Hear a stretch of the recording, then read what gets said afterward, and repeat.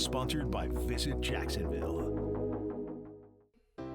Well, I'm out here at the Mandarin Museum with the executive director. This is Brittany Cohill. Thank you so much for having me. Hey, it's an honor to be here today with you. Yeah, it's so cool. And when you first come in, you're entering the Walter Jones Historical Park, right? It's such a beautiful area. So why don't you give us a little bit of history of the park and the museum?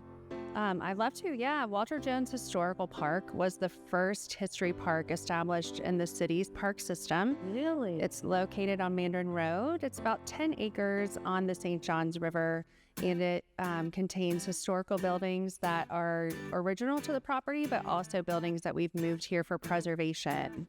And there's a boardwalk that takes you along the river, and we're adjacent to County Dock Pier, so you can walk out onto the St. Johns River on the pier as well. And dogs are allowed? I saw a woman walking her dog. Yes, so people love to walk their dogs in the park, and we love seeing the dogs out in the park. And it's funny, I know a lot of the dogs' names, and I don't know their owners' names.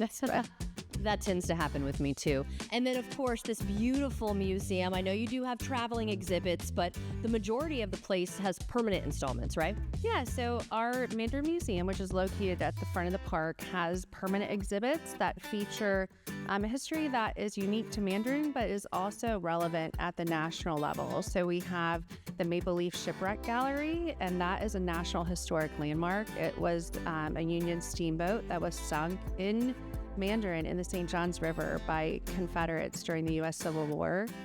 We also focused on the history of Harry Beecher Stowe, who was a winter resident of Mandarin for 17 years, famed 19th century abolitionist and author of Uncle Tom's Cabin. So for someone who maybe has never come out here before, why would you tell them to come? What can they experience?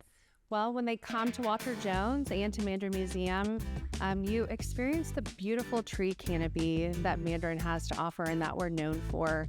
And you can walk along paved pathways, go on guided tours. Our trained volunteers can take you on a tour of the park and the buildings. And it's really nice. And then the museum is free for everyone. And you get to see all of these wonderful exhibits that show how Mandarin is such an important part of Jacksonville's history. Yes, definitely. So I think it's time to go take a little walk. What do you say? Yeah. Okay, I think let's go check it out.